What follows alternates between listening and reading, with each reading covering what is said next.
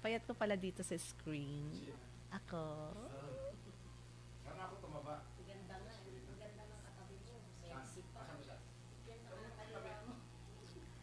Sa unahan.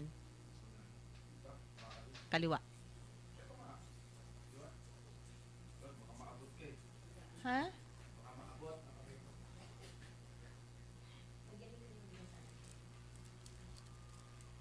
Sige nga, masahiin mo nga ako. Inaabot ko. Rab, rab, rab, rab, rab. Magaspang. Pagkatapos. Alis na kami. Ano lang yan? Sample. Yeah. Screen na? Ah, sa kabila, yun eh. Mari ko no. Wala ako picture. Ay, saan na ba yung ano ko? Tablet. Palpak naman tong tablet ko. Kakasan. Double tap to activate, double tap and hold.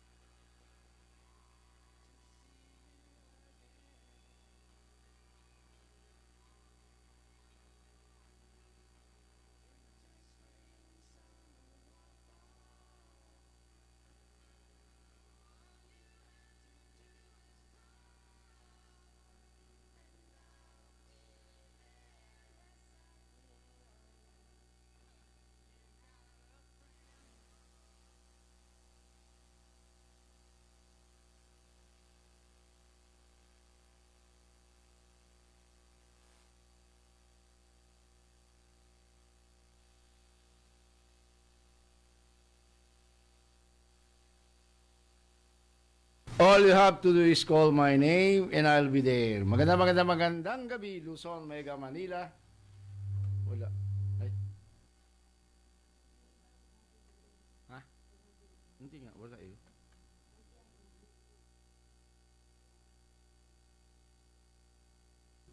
Okay, tuloy-tuloy po tayo.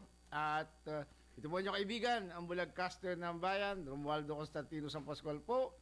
Kasama natin, ating po naman Technical Director, Sergeant Dexter Orata, Philippine Air Force. Magandang gabi rin po sa ating Group Commander, Major Alwin M. Maneja, Philippine Army.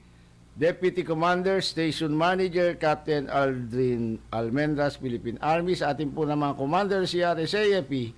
Magandang gabi po. Major General Benvenido Datuin Jr., AFP. Sa ating Chief of Staff, General Carlito Galvez Jr., AFP. Magandang evening po sa lahat. At siyempre, meron po tayong kasama ngayon dito na ating mga kaibigan, no? Na tinantabayan na to. Wala po kasi si Bukal eh. Si Bukal din. No? Bati ka na, Mystery Alpha. Si Padet muna. Oh, Miss Badet. Magandang gabi sa inyong lahat. Sa ating lahat. Sa atin lahat. Yan. Meron ba? Ano naman yung pagbago? Oo. Ano ba yan? Oh? Okay, yan. Haba mo ng konti para yung mga nakikinig sa atin rumihistro at marehistro sa kanilang kaisipan. Si Miss Badet Ku. KHU ba yun? Okay. Magandang gabi sa inyong lahat. Luzon, Visayas, Mindanao. Huwag po kayong aalis at dito lang sa DWWD Katropa. Iba tayo. Ayan. Alright. At syempre po, live on Facebook tayo, Katropa DWWD. At ito po, kasama ko yung dalawa, si Miss Badet at si Terry. So, ano yung mga kwento natin? Hindi mo ako pinababati eh. Bati ka na. Kasi, Hello po sa lahat ng tagapakinig ng You Girlfriend, kasama ka kaibigan, broadcaster ng bayan, Romualdo San Pascual. yes, I am. Kompleto po, Romualdo Constantino San Pascual. Ako lang pala na Ako lang. Constantino. Yes. Okay. Middle name ba yun?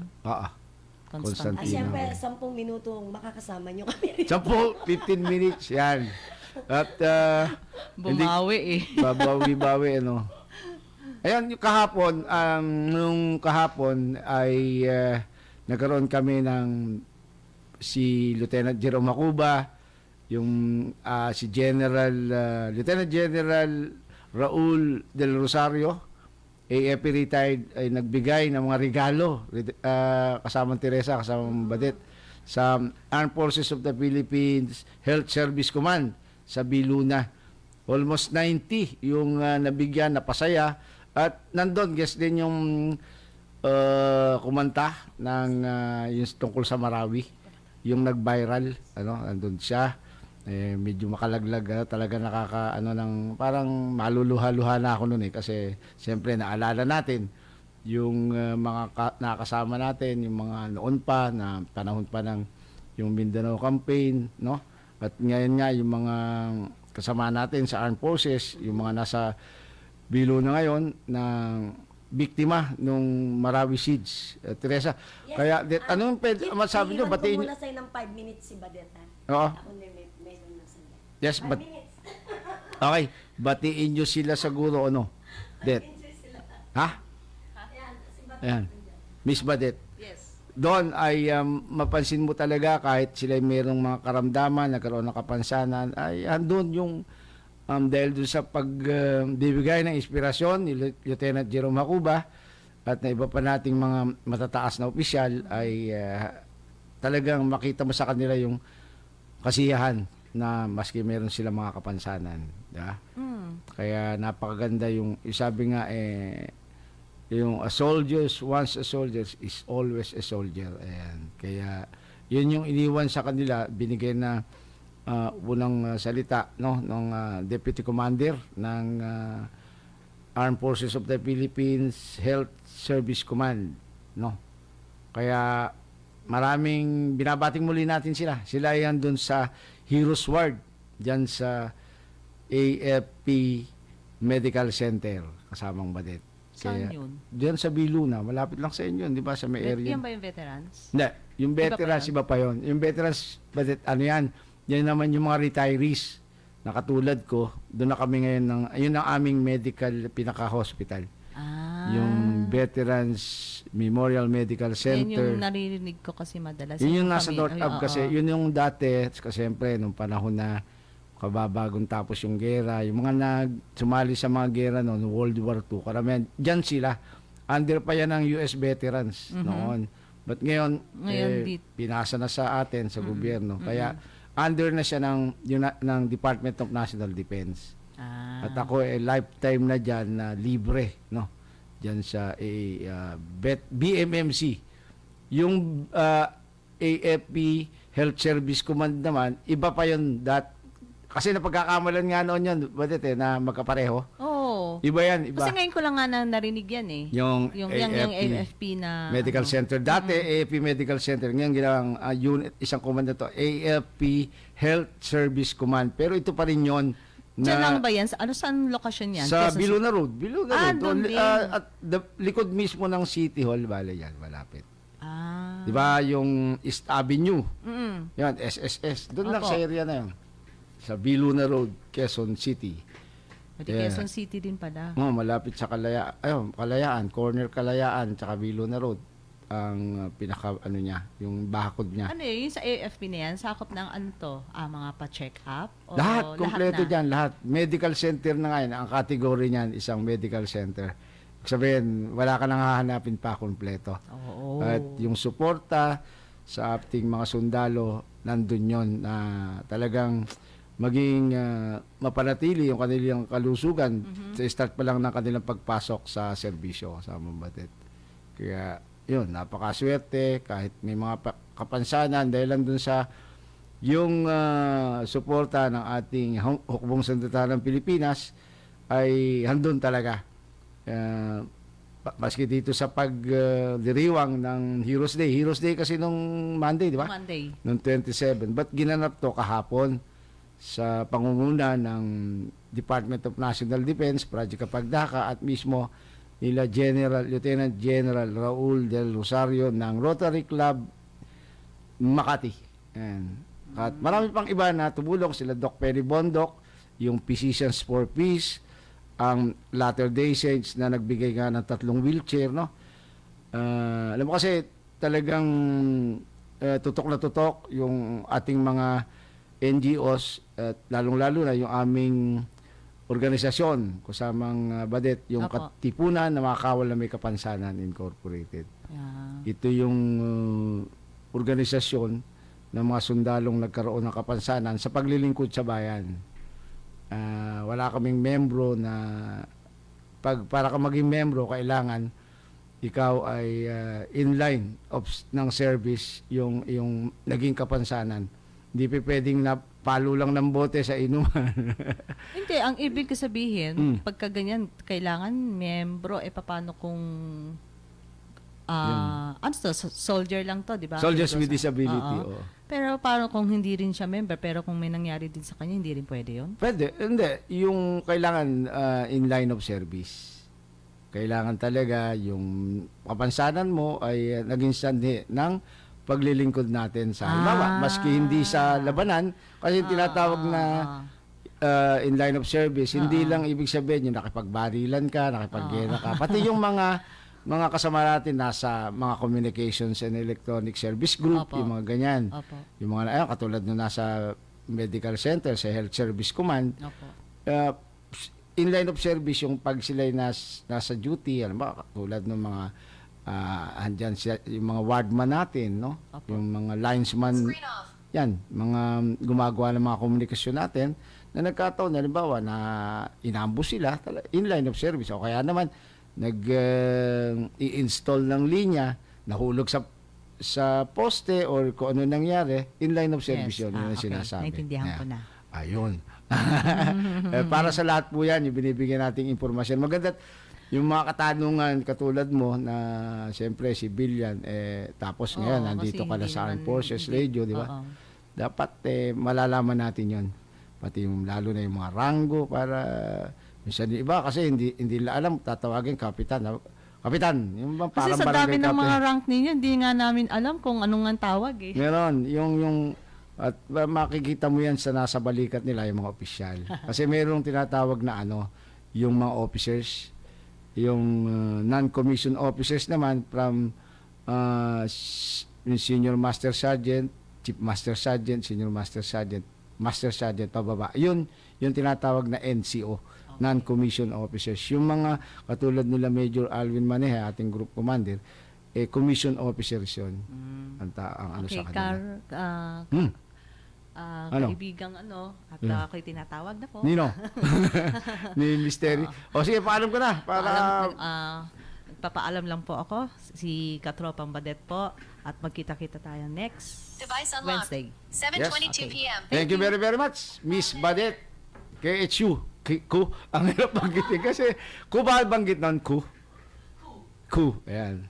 Ayan po. Maraming salamat sa pagantabay mo at ni Mystery Alpha.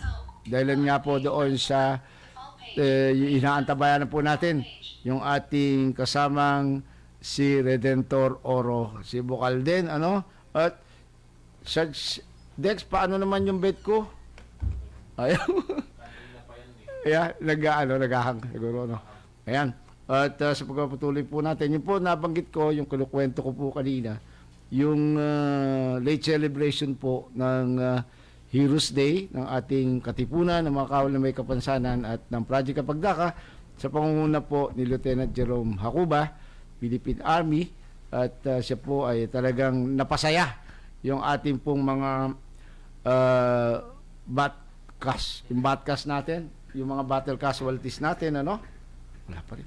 Saan sa Heroes Ward at sa lahat po ng mga wards dyan sa Armed Forces Health Service Command, dyan po sa Biluna Road, Quezon City. Nagkaroon ng mga raffles, ayan, talagang nakakatuwa at kumanta po yung sumikat na si Sergeant Alasan, yung may mga awiting talagang makabagbag damdamin, At congratulations, lalo na dun sa nabigyan ng wheelchair, na yung binigyan ng wheelchair na ito, 3 sila, hindi naman po pala yung permanent yung disability. Kaya binigyan ay gagamitin niya po sa pagkilos-kilos niya dyan sa hospital. Napakaganda po. At kasi nga availability ng wheelchair para personal niyang magamit. But pag siya po ay gumaling na, yon, ibabalik din yung wheelchair. Ayan, yun ang aking pagkakaintindi. Kasi po yung kanyang natamong sugat ay hindi po baga magpapagaling lang po siya at mababalik din sa dati yung kanyang kilos, ano, maging maring P1 pa rin siya eh. At kailangan lang po siguro dahil dun sa okay.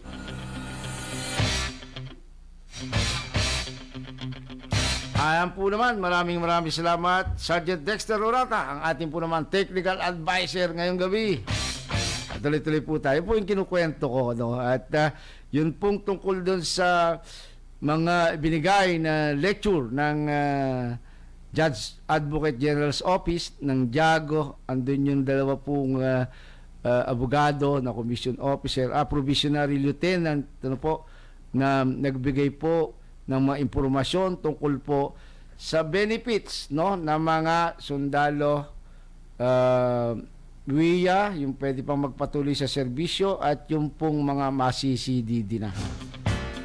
At marami nga po doon na siguro ay mga candidate na rin for CDD. Magandang gabi sa inyo lahat dyan. At syempre binabati na rin po namin yung mga grupo ng mga may kapansanan. Sana magkaisa tayo para maganda po. Ano? Grupo ni Doc Toto de la Cruz. At syempre, magandang gabi kila Errol Barba. At sa lahat ng kanyang mga kasama. Dapat isang buhat na lang tayo. Yan po ang gusto kong mapakinggan at gusto kong marinig, makita sa ating pong grupo, sa ating sektor ng may kapansanan. Yung magkaisa po tayo. Sapagkat pag may pagkakaisa, diyan po natin matatamo ang ating pong lahat ng minimithing tagumpay. Po ba? Kaya magandang gabi po kay Doc Ayong Lorenzo, Engineer Epi Lorenzo, at kay Ginoong Manny Verbano. Siya po yung Chief Operating Officer ng EDL Group of Companies. Ayan. At yun po, ang ating po lamang mithiin, lalong-lalo na po, yung programa natin, kasama ka kaibigan, mas maganda po kasama ka kaibigan. Wala pong maiiwan, hindi po ba? Yan ang sinasabi ng ating mga nasa pamahalaan. Walang maiiwan sa laylayan. Yung sinasabi po nila tungkol dito, pag laylayan, maiisip po, ito po yung sinasabing disadvantaged sector na nakapaloob sa 14 na batayang sektor ng National Anti-Poverty Commission. Ayan, magkakaroon na naman kami ng quarterly meeting, but kasi kami yung mga holdover council members ng National Anti-Poverty Commission, at meron nang dumating sa aking paanyaya. Ayan, pinapaalala ko na rin sa ating mga council members, regional council members, at yung mga kasama natin sa 4 na subsector ng PWDs, yung sa Orto, yung sa DEP, yung po ating mga may hearing impairment, at yung mga parents of children with disability, at 4 po ito, women's sector ng Women's with Disability Representative. Meron po tayo na pagpupulong, matutuloy rin 13 to 16 ang pagkakaalam ko sa Bayview Park Hotel. Ayan. At wag kayong mag-alala, yung ating nasa sektor ng may kapansanan, tayo po ay patuloy. Ang National Anti-Poverty Commission, kahit holdover capacity na lang po kami, ay patuloy pa rin yung amin pong pagbibigay ng importansya po sa ating mga may kapansanan. At masa po kayo, at maski po nagkakaroon po yung executive committee, na which is ako po ay isa sa bahagi nun ng executive committee ng National Anti-Poverty Commission, PWD sector, ay mayroon pa pong mga ginagawa. At yan po, pinabati natin sila council member, CM Abner Manlapas, CM Dr. Mau Mata, yan, at lagi po natin sila SR, Sectoral Representative Joyce Ceballos Garcia. Ayan, no? Ano po? Kaya tuloy pa rin po ang pagmamalasakit ng ating konseho. At isa nga po yung natapos na at alam ko baka nire-refine pa yung pong executive order para po doon sa accessible transportation. At ito po yung pinakamadali para po yung ating accessible transportation ay magkaroon na ng katuparan ng yung ating accessible transport. At ma-implement maski po through executive order. Malaking bagay po ito, pirmado po yan, pipirmahan ng Pangulo.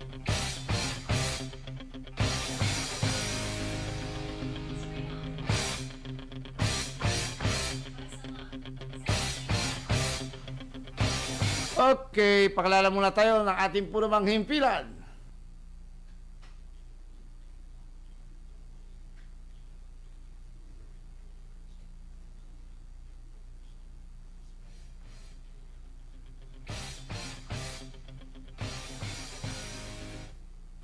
Tuloy-tuloy na tayo. Ayan, tuloy-tuloy na po tayo sa ating palatuntunan kasama mga kaibigan. Kasama pa rin po natin ating Technical Director, Sergeant Dexter Urata. At inaantabayanan po natin yung ating co-host, si Bocalden Redentor Oro. Ano? Kaya po, nag-iisa po ako ngayon at ating pong bibigyan ng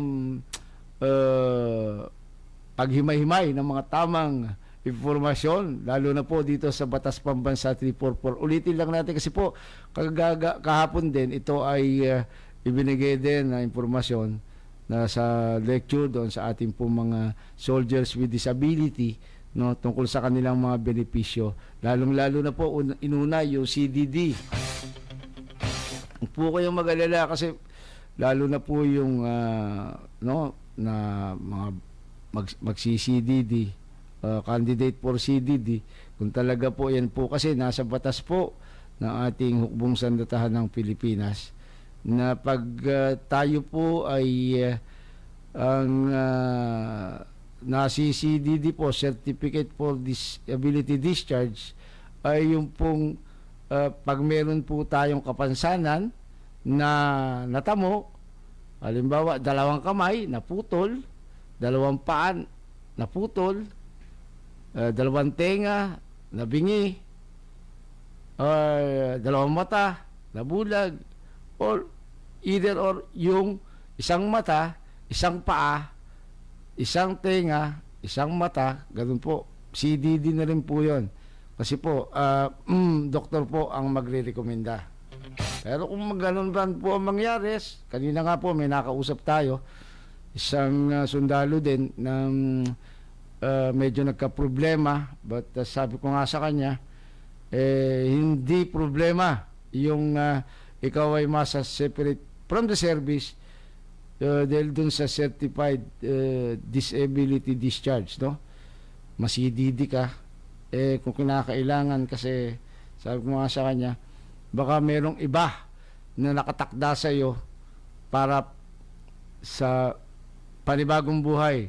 Tinatawag kong panibagong buhay kasi po during the time na ako ay bagong nabubulag at nahandyan sa Armed Forces of the Philippines, then Medical Center, AAPMC, na ngayon po ay AAP Health Service Command, ay nag-request po ako noon na kahit papaano ay patagalin ng aking stay dahil nga po gusto ko pa rin maidagdagan yung aking serbisyo.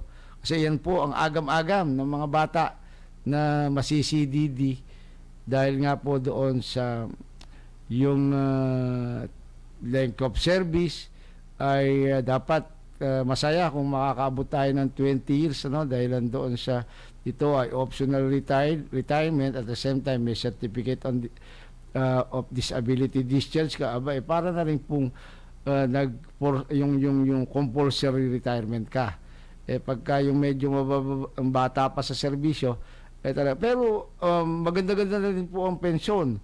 2 po pensyon na CDD. Ay, ang dami na CDD na sundalo. Ano po? Kaya hindi rin po ika nga po ay maargabyado sapagkat suportado pa rin.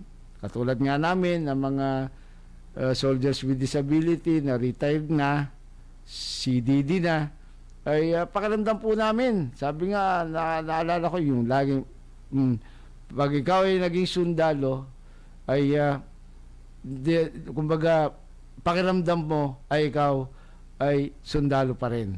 Ganon.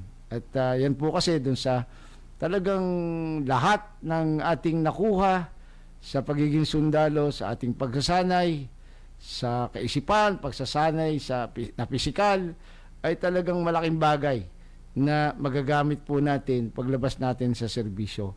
Yan doon yung pagiging matatag. Kaya sa nakausap ko kanina, hindi ko babanggitin pangalan po, pero napakaganda rin ng pananaw mo. Napakaganda ng pananaw mo na sabi ko nga sa'yo, go lang. At isipin mo, mas marami tayong dapat pasalamatan bilang isang sundalo, no? Mas marami dahil nga doon sa yung mga iba nagkaroon ng kapansanan, ni walang nakuha, ni wala silang mga rehab dahil nga hindi po naging bahagi ng kaya napaka ginagalang na hanap buhay, ginagalang na serbisyo, at siyempre handun yung talagang suporta at naaayon sa batas para tayo ay magkaroon kahit ma-separate from the service due to certified disability discharge, tayo ay maayos ang magiging buhay. Hindi po ba? Kaya yung kausap ko kanina, alam ko nakikinig ka, ano?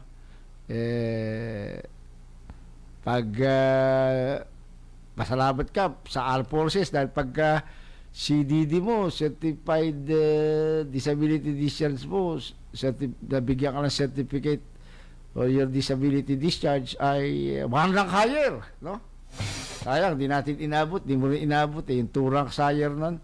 Hindi rin namin inabot yan kasi nga binabaan, parang meron naging problema, ang naaabuso, so ginawa, basta't boarded CDD ka at kung ano yung rank held mo, 1 rank higher yon. At siyempre, apektado yung best pay pag 1 rank higher, tataas pa ang yung pensyon. Kaya wala kang dapat ipag-alala, lalo na po yung mga nandyan din sa IAP Medical Center. Kung ano po yung nakatanda na, talagang wala nang kakayahan dahil yun yung po nasa AFGR, no?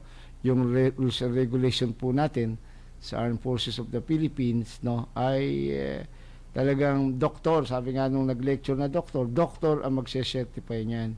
Kaya talagang due for CDD ka na, tanggapin natin at meron naman kaakibat yan na maraming biyaya katulad ng pensyon, katulad ng mga libreng pag-aaral ng mga anak, mismo ikaw pwede ka pang mag-aral kung bata-bata, kaya ang daming antabi din sa iyo ng mga pagkakataon kasi katulad nung nakausap ko kanina, mga lang siya, may mid-20.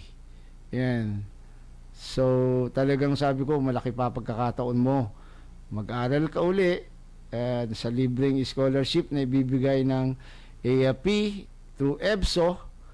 Yan, Educational Benefit Systems Office ng ating Armed Forces of the Philippines. Palagay ko, habang may pension ka, nag-aaral ka, may pension yung anak mo, may pension yung misis mo dito sa Pibaw. Ganun po yan eh. Sa Pibaw, mayroong pension ng asawa pag na CDD, no? Pati ikaw, mayroong pension, pati yung anak mo na minor, 18 years below. Kaya wala kang dapat ipag-alala. Ganun talaga.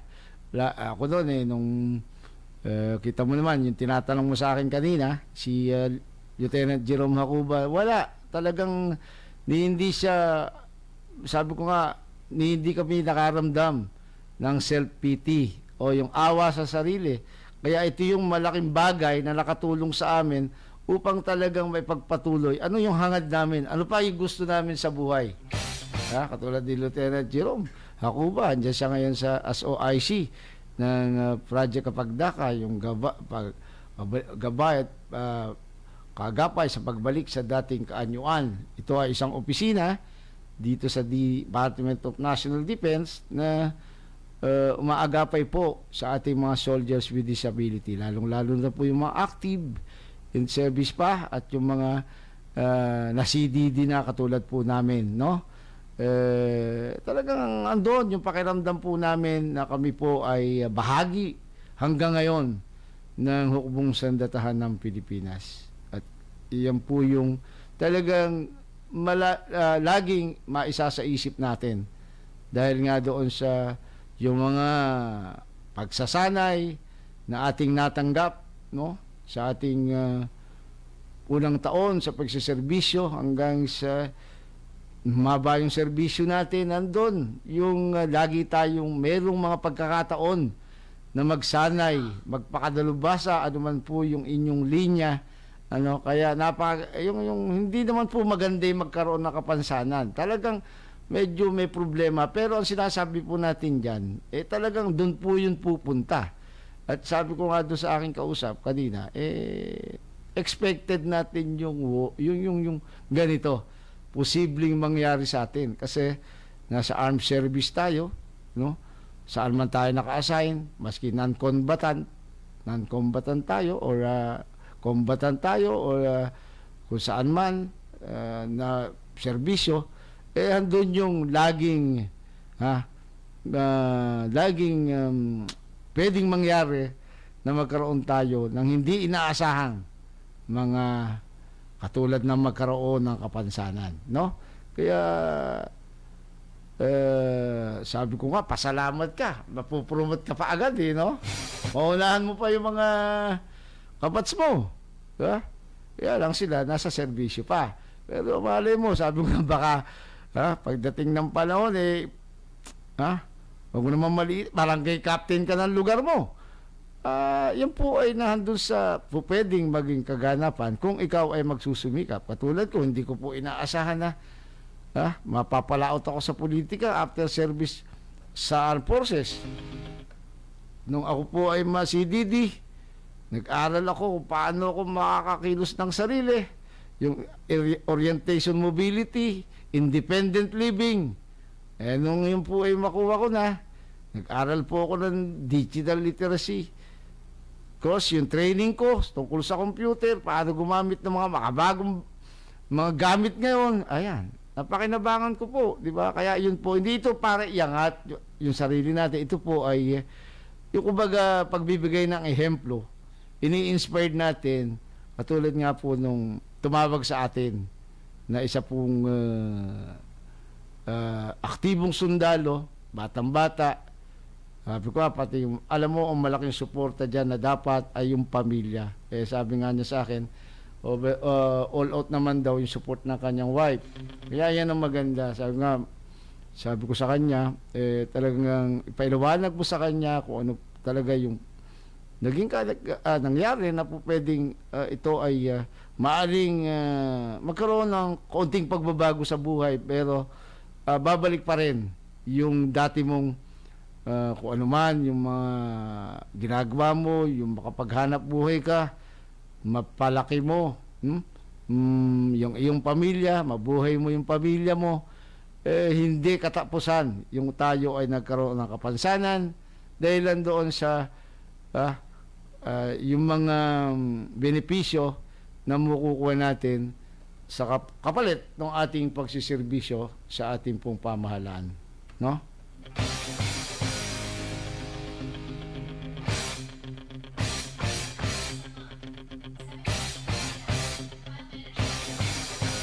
Ayun, kaya sinishare ko hindi lang sa iyo, sa marami pa po dating mga lalo na yung mga na-CDD na noon, abay kasama po kayo doon sa, yan naman po ay batas, kasama pa rin po kayo sa mga programa ng ating Department of National Defense, yung Project Kapagdaka. Maski po noon pa kayo na-retired, noon pa kayo na-CDD, yung pong programa ng pamahalaan ay kasama lahat, no? Meron lang po kung espesyal na mga executive order ganun or presidential decree or pagbibigay ng kautusan ng ating Pangulo na yung mga latest natin na mga biktima ng karahasan ng mga terorista ay mabigyan ng karampatang benepisyo. Sipin nyo, yung palang Kia, 500,000, no? Kaya talagang, kaya nung kinanta ni Sergeant Halasan, Philippine Army, no? Na, Ronnie Halasan, Philippine Army, yung kanyang awitin tungkol sa yung mga Kia, talagang maski matibay ka, mangingilid ang luha mo sa yung mga mata dahil doon sa talagang parang pinagpapaalam, pinaghehele nung asawa yung kanyang nasawing asawang sundalo. Doon kasi tulog na sundalo. Yung parang ganon, yung laman, no, na ang iyong armas at mga bala ay nakaligpit na. Ganun po no? Kaya talagang hindi naman po natin pwedeng maiwasan, mangyayari po yan. Kaya lalo na po doon sa mga wiya na nagkaroon ng matinding kapansanan, handun po yung tuloy ating buhay. Sabi ko nga po, kaya miski po dito sa pagradyo, sa pagbo-broadcast, yung binigay po sa ating pagkakataon ng Armed Forces of the Philippines, no, ng Civil Relations Service na magkaroon po ng programa, ang isang may kapansanan katulad ko na bulag dito po sa ating himpilan, ay gamitin po natin para makapagbigay ng inspirasyon, pagpapalakas ng loob sa ating mga batang-bata, karamihan. Parang naalala ko po yung aking katatayuan noon at the age of 38 ay kaigtingan ng aking kasiglahan ng aking pagsiservisyo at edad ay nagkaroon ako ng kapansanan ay talagang mabigat, but kung ito ay ating didibdibin, aalagaan yung ating hinaing, yung sama ng loob, ay walang mangyayari sa ating buhay. Kaya doon, siguro hindi lang po isa lang po siguro yung nakausap ko. At napakaganda naman po, mga kababayan, yung pananaw nung sundalo na nakausap ko. Sabi nga, nag-isa po kami ng kaisipan. Sabi ko niya, preparado tayo, pinatibay tayo, pinalakas ng ating loob, kaisipan, ng ating naging eksperyensya bilang militar, yung mga pagsasanay. Kaya sabi ko sa kanya, expected natin yan. Hindi mo dapat bigyan na masyadong ibibigay mo yung 80% na ikaw ay may kapansanan, na ikaw ay wala nang magagawa. Gawin mong disability is ability. Hindi dapat yan kapansanan, dapat yan ay abilidad. Abilidad na hindi tayo magiging sagabal o sa karguhin ng ating pamahalaan, ng ating komunidad, ng ating pamilya. At sabi ko po nga sa kanya, at yan po ang aking napansin. Marami pong leader na may kapansanan sa iba't ibang rehiyon, lalawigan at mga bayan, na namit ko, karamihan po ay CDD soldiers. At yung iba po, mga retirees na may kapansanan din. Kaya nga, sabi ko sa kanya, malay mo, balang araw, after your CDD, nakapag-rehab ka sa National Vocational Rehabilitation Center, kaya ang payo ko sa kanya, bago siya lumabas, bago siya magpa-CDD, siguraduhin, mag-undergo siya ng rehabilitation dito sa NBRC, psychosocial rehab, at yung kanyang vocational rehabilitation. Mahalaga yan. Para po sa iyo, kaibigang sundalo, para pag labas mo sa serbisyo, may bago kang armas, hindi na Armalite. Hindi na kung ano pa bang makakasakit sa kapwa. Ang armas mo ngayon ay yung alam mo sa teknikal, kung ano po mang pambukasyonal na kaalaman na magagamit mo para makapaghanap buhay muli, no, bilang isang sibilyan. Maraming nakaabang sa'yo. Iba lang kasi, parang, ay, bulag na ako, ay, wala na ako, ganun. Hindi. Alam mo, yan ay bahagi. At paulit-ulit, sabi ko nga naiprepara ka, maswerte ka. Dahil ikaw ay nag-iisang sundalo. Napatibay, napalakas ang ating kaisipan, no? Ang ating katawan.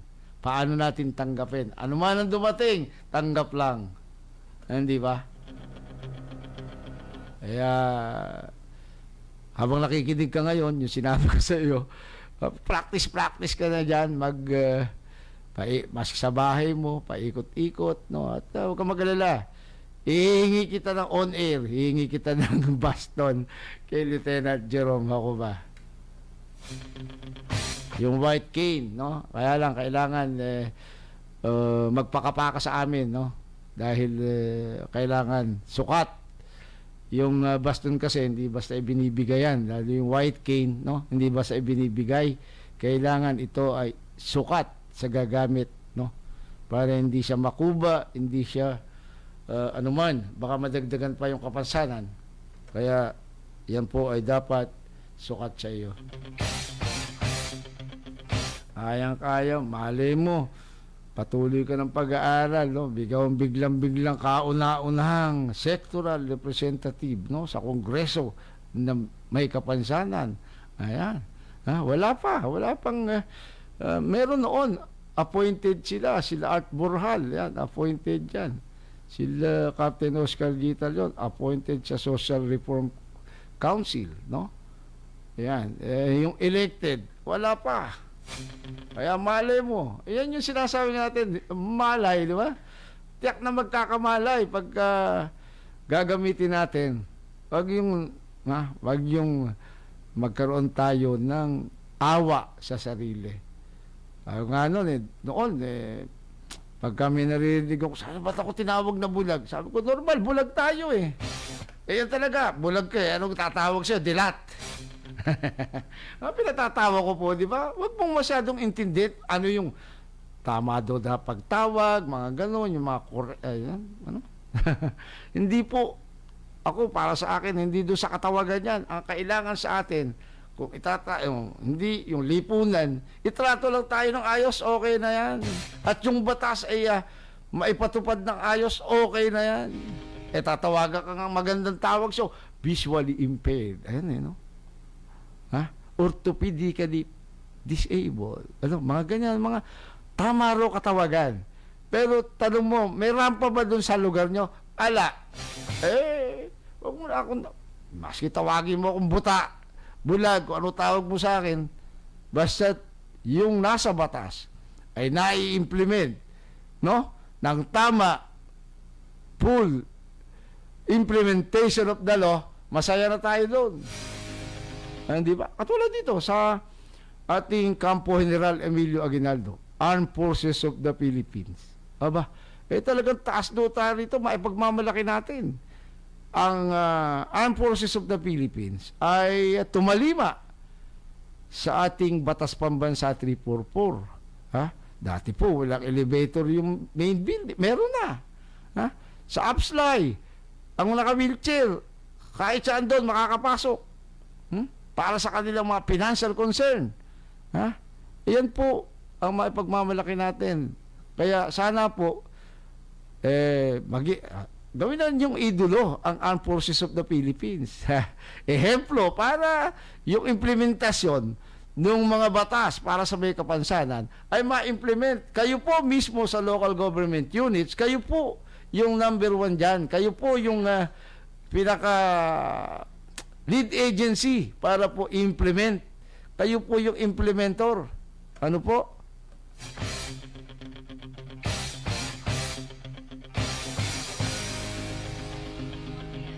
File manager. Di po ba? Hindi po ako doon sa pagandahin yung tawag, so yun sabi, persons with disability. Okay lang na disabled. Wala po naman yun po talaga katotohanan eh. Pero ang pagandahin natin, yung nakalagay sa batas, halimbawa, Batas Pambansa 344, accessibility law. Kahit araw-araw tawagin mo akong, huy, bulag. Pero pag naman ako naglakad halimbawa sa kalye, meron diyang audio visual, may audio may visuals, no? Para sa mga deaf, sa mga na hindi nakakadidig, no? Yan po. Tapos may rampa para sa naka-wheelchair. Aba, kahit sabi mo, tawagin mo akong pilantod, no? Pilay, kung ano man ang tawag mo. Napakaganda yung implementasyon. Aba, okay na po yan. Ha? Ang ganda nga ng tawag. Papasok ka sa isang munisipyo, bubuhatin ka. Di ba? Mas maganda na yung pagpunta ka ng munisipyo, may kailangan ka, alam ba, sedula, magpapail ka ng tax, magbabayad ka ng tax mo. Kasi yung mga may kapansanan po, income, ano rin yan. May mga income, no? Taxpayer din po yan. Kaya wala pong ipinag-iba. Kaya anuman po yung nasasaad sa batas, dapat lang po ma-implement. No? At yan po, yung isa po yan na binibigay nating mga kaalaman dahil nga po doon sa marami na may kapansanan na parang nagdadalawang isip, lalabas ba sila, ano, yung kung sila ba'y marehab, may makukuha ba silang trabaho. Meron po na batas na dapat po ang isang government office, departamento, ay magkaroon ng 5%, no, na PWD qualified employee or officer sa inyong departamento. Nasa batas po yan. Sa local government units, ganun din po. Sa mga private institutions, sa mga commercial institutions, ganun din po. Meron pong dapat na reserbang posisyon or trabaho para sa may kapansanan.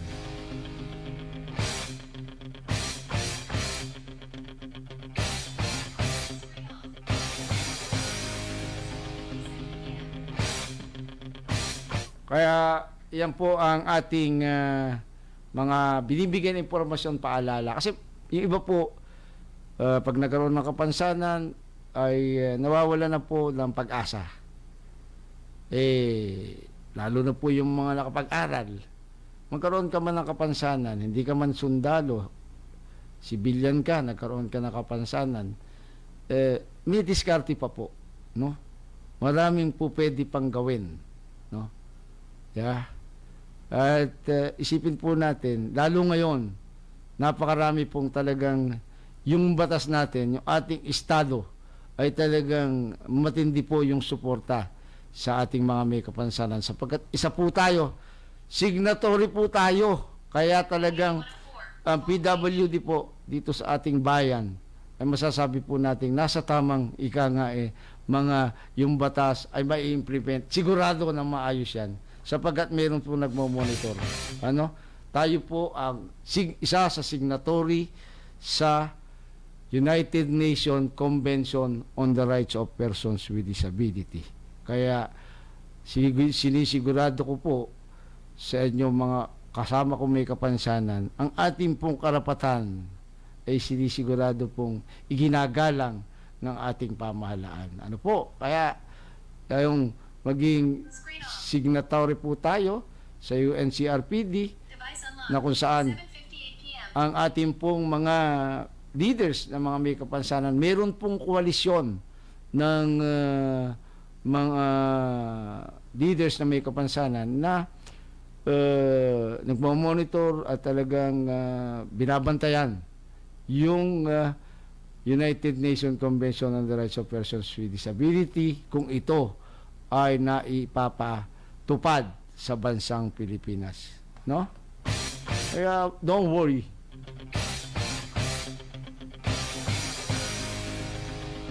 Screen off. Device unlocked. 7:59 p.m.